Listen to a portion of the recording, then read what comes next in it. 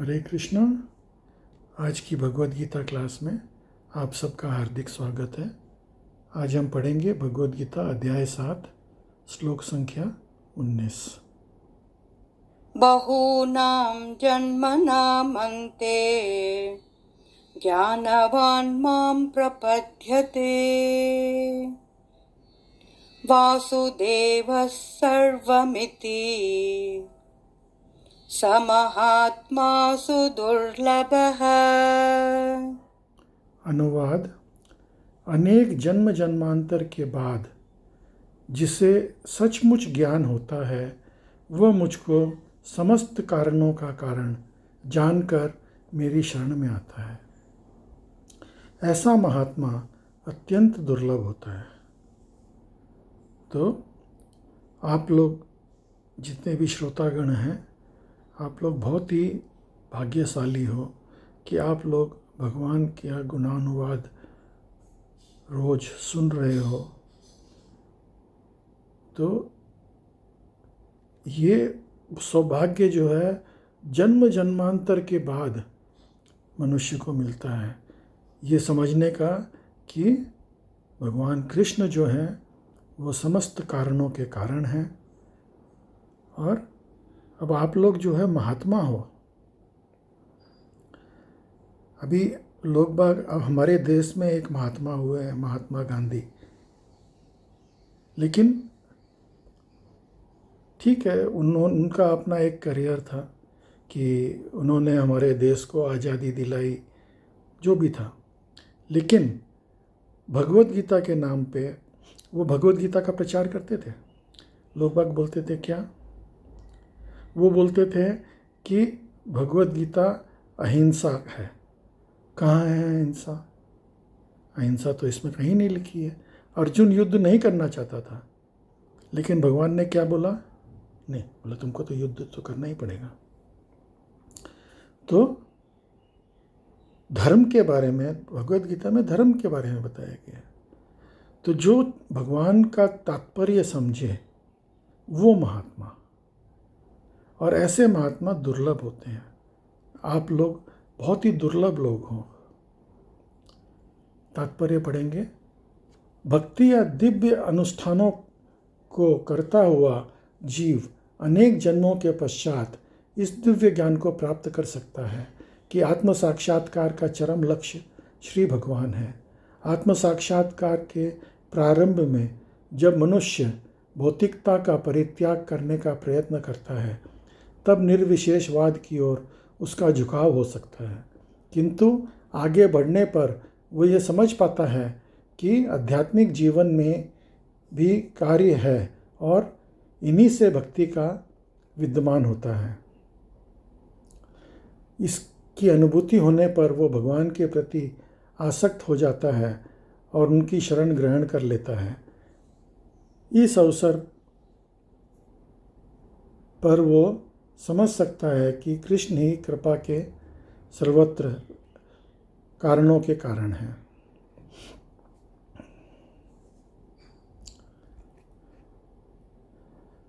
तो ये समझना कि कृष्ण सब कारणों के कारण हैं बहुत ही मुश्किल काम है। माया जो है ना, वो आप लोगों को भ्रमित कर देती है। लोग बाग बोलते हैं नहीं, शिव जी महान है। शिव जी बहुत महान वैष्णव हैं। वैष्णवा नाम यथा शंभु। तो शिव जी बहुत बड़े महान वैष्णव हैं, लेकिन परम कौन है? परम है कृष्ण, ईश्वर परमा कृष्ण। जो ब्रह्मा जी, जो इस सृष्टि के रचयिता हैं, उन्होंने अपनी ब्रह्म संहिता के अंदर जो डायरी, ब्रह्म संहिता मतलब जो उनकी डायरी है, जो उन्होंने ऑब्जर्व किया, जो चीज़ उन्होंने देखा, वो उन्होंने उस डायरी में लिखा। तो वो डायरी में उन्होंने सबसे पहला श्लोक लिखा, ईश्वर परमा कृष्ण, मतलब परमेश्वर जो है वो कृष्ण है। अनादिर आदिर गोविंद सर्व कारण कारणम। उनका न कोई आदि है, न कोई उनके बाद है। वही सब कारणों के कारण है। तो ये ब्रह्मा जी की समझ है, जो हमारे संप्रदाय के मुख्य गुरु हैं। हमारा संप्रदाय शुरू होता है ब्रह्मा जी से। हम ब्रह्म माधव गौड़ीय संप्रदाय से हैं, तो ब्रह्मा जी से हमारा संप्रदाय शुरू होता है।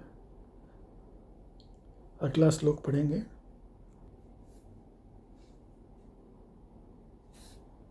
कामैस्तैस्ते हृतज्ञानाः प्रपद्यन्तेऽन्यदेवताः तं तं नियममास्थाय प्रकृत्या नियता स्वया। अनुवाद: जिनकी बुद्धि भौतिक इच्छाओं द्वारा मारी गई है वे देवताओं की शरण में जाते हैं और वे अपने अपने स्वभाव के अनुसार पूजा विशेष विधि विधानों से का पालन करते हैं। तो हम पहले भी इस बात को चर्चा कर चुके हैं कि देवता एकले ईश्वर कृष्ण, बाकी सब भृत्य। तो मालिक जो है वो सिर्फ कृष्ण है और बाकी सब भगवान के नौकर हैं। ये जितने भी देवता हैं ये सब एक पोस्ट हैं। अभी आप अगर सही तरीके से अपना जीवन जियोगे और अगर आप 100 अश्वमेध यज्ञ करोगे तो अगले जन्म में आप इंद्र बन जाओगे। तो कोई भी इंद्र बन सकता है अगर आपने 100 अश्वमेध यज्ञ किया। आप 100 जन्मों तक वर्णाश्रम धर्म का अच्छे से पालन करोगे तो आप ब्रह्मा बन जाओगे। विघ्नहर्ता गणेश जी, अभी हमने सुना कि शिव पार्वती का विवाह हुआ, उसमें गणपति पूजन हुआ। मतलब गणपति जो है वो एक पोस्ट है। वो उनकी विवाह के समय भी वो पोस्ट पे जो आदमी आसीन था उसको जो है उनकी पूजा हुई। बाद में शिव जी ने वो पोस्ट अपने पुत्र गणेश को दे दिया, विघ्नहर्ता का, गणेश का। तो ये सब पोस्ट है। हम लोग को ये समझने की ज़रूरत है कि ये देवता जितने भी हैं ये सब एक पोस्ट पे हैं। जैसे अभी गवर्नमेंट चेंज होती है तो कैबिनेट मिनिस्टर्स सारे चेंज हो जाते हैं, तो ये परमानेंट नहीं है। तो इस तरह से ये देवता परमानेंट नहीं है। और तो हम इन लोगों से जो भी हमको वरदान मिलता है वो भी परमानेंट नहीं है।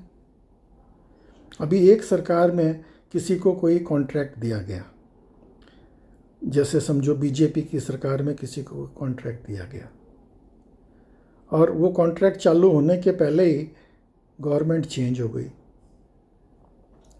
अब दूसरी गवर्नमेंट आई, बोले नहीं वो जो कॉन्ट्रैक्ट था वो गलत दिया था, वो कैंसिल, अभी हम नया कॉन्ट्रैक्ट बनाएंगे। तो वो किसी तीसरे आदमी को उस कॉन्ट्रैक्ट के अंदर वो कॉन्ट्रैक्ट दे दिया। तो देवताओं का दिया हुआ वरदान भी परमानेंट नहीं है। हम बेकार में देवी देवताओं की पूजा करके हम वरदान प्राप्त करते हैं, लेकिन वो परमानेंट नहीं है। तो हमको जो भी कुछ मांगना है हमको मांगना चाहिए किससे? भगवान से। वही हमारे पिता हैं। हमको बच्चा जो है वो किससे मांगता है? अपने पिता से।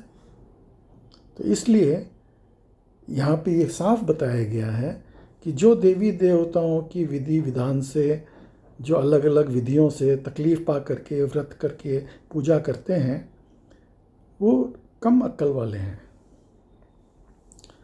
हमको उस तरीके का काम नहीं करना है। हमको जो ज्ञान प्राप्त हुआ है उस ज्ञान से हमको ये करना चाहिए कि हम भगवान को पूजें जो अल्टीमेट है। अगर आपने भगवान को प्रसन्न कर लिया तो देवी देवता अपने आप प्रसन्न हो जाएंगे। आपने राजा को प्रसन्न कर लिया तो मंत्री संतरी सेनापति सब प्रसन्न अपने आप ही हो जाएंगे। तो इसलिए ये हमको भगवान को ही प्रसन्न करना चाहिए। अगला श्लोक पढ़ेंगे। यो यो यां यां तनुं भक्तः श्रद्धयार्चितुमिच्छति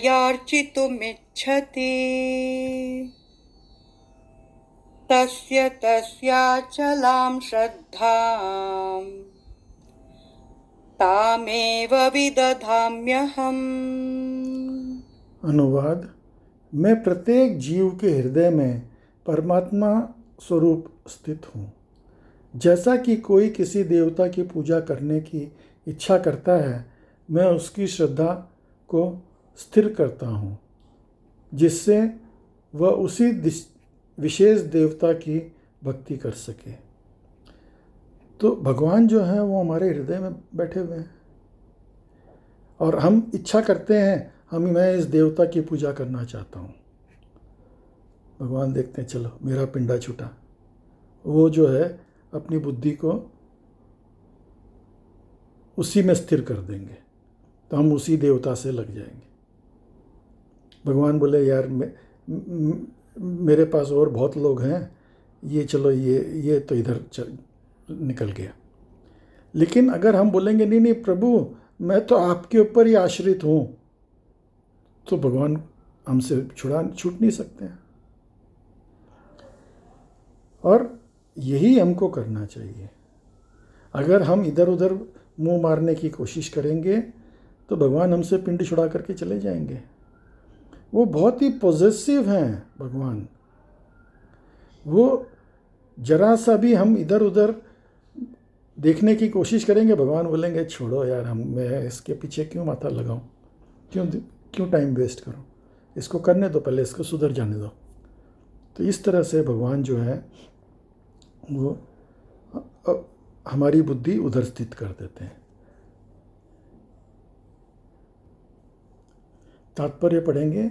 ईश्वर ने हर एक को स्वतंत्रता प्रदान की है, अतः यदि कोई पुरुष भौतिक भोग करने की इच्छुक है और इसके लिए देवताओं से सुविधाएं चाहते हैं, तो प्रत्येक हृदय में परमात्मा स्वरूप स्थित भगवान उनके मनोभाव को जानकर ऐसी सुविधा प्रदान करते हैं। समस्त जीवों के परम पिता के रूप में वे उसकी स्वतंत्रता में हस्तक्षेप नहीं करते।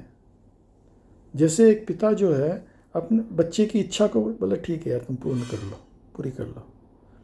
बड़े दयालु हैं भगवान। वो बोलते हैं ठीक है तुम कर लो, पूरी कर लो, लौट के तो तुम मेरे पास ही आओगे।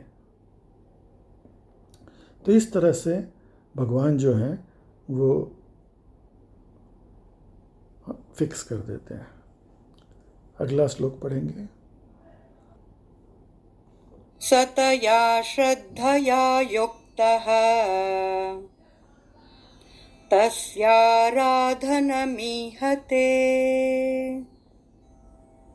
लभते च ततः कामान् मयैव विहितान् हितान्। अनुवाद: ऐसी श्रद्धा से संभवित वो देवता विशेष की पूजा करने का यत्न करता है और अपनी इच्छा की पूर्ति करता है, किंतु वास्तविकता तो यह है कि ये सारे लाभ केवल मेरे द्वारा ही प्रदान किए जाते हैं। तो वो देवता की पूजा करता है कि भाई मेरे को ये चाहिए। अब देवता क्या करता है, वो जो पूजा है उसका फल ले जा कर के भगवान को देता है। बोला प्रभु ये फला जो भक्त हैं वो जो है उसकी ये इच्छा है, आप इसकी पूर्ण कर दीजिए। अब भगवान देखते हैं चलो ठीक है, अब ये रिकमेंडेशन आया है तो ओरिजिनली जो है उसको करने वाला कौन है? देवता नहीं है, भगवान ही है। तो हम डायरेक्ट क्यों ना करें, हम क्यों इनडायरेक्टली देवताओं के पास जाएं, उनसे मांगें, उनसे जो है हम उनकी खुशामद करें। तो इसके बदले हम डायरेक्ट भगवान से अगर मांगें तो हमारा कोई बेटर फल मिलेगा। हो सकता है भगवान कुछ उससे और बेटर दे दे। देवता जो है वो तो एक लिमिटेड, आपने जो मांगा वो दे देगा, लेकिन भगवान जो है वो बोल सकते हैं, बोला नहीं ये इससे बेटर है, तुम ये ले ले।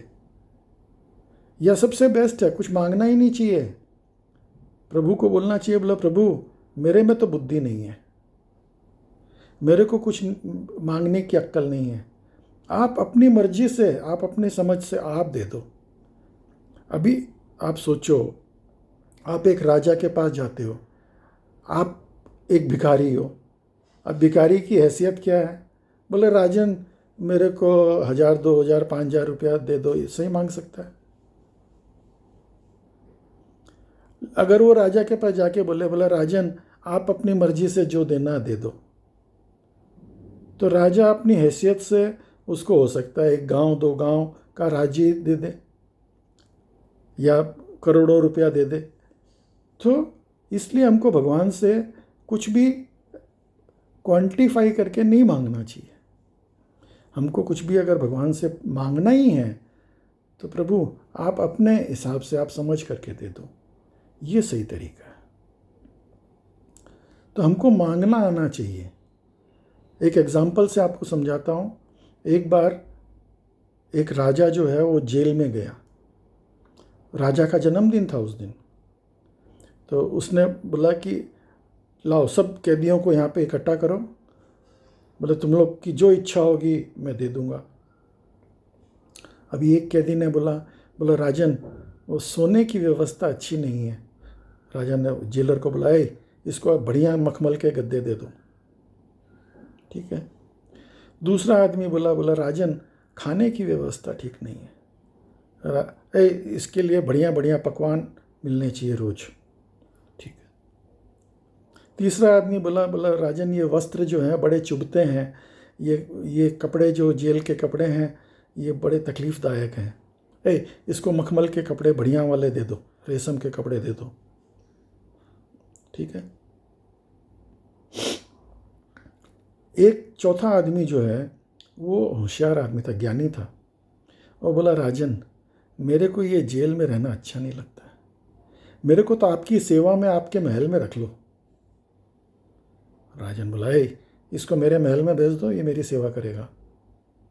अब वो राजा की महल में पहुंच गया तो वहाँ पे सारे सुख आराम, राजा जो भोजन करता है वो भोजन उसको मिलेगा, जो कपड़े राजा के हैं वो कपड़े उसको, जो राजा छोड़ देते हैं वो कपड़े उसको पहनने को मिलेंगे, बिस्तर बढ़िया बढ़िया बिस्तर मिलेगा।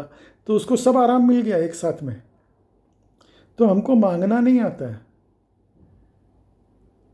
हम भगवान से छोटी छोटी चीज़ें मांग करके हम सोचते हैं हमने बड़ा बड़ा तीर मार लिया, लेकिन नहीं, हम वो मांग करके अपना अधिकार छोटा कर रहे हैं।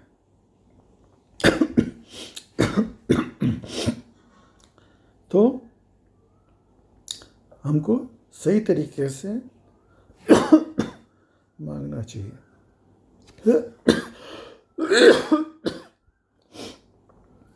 आज की भगवद गीता क्लास में आप सब सम्मिलित हुए, उसके लिए बहुत बहुत धन्यवाद। हरे कृष्णा।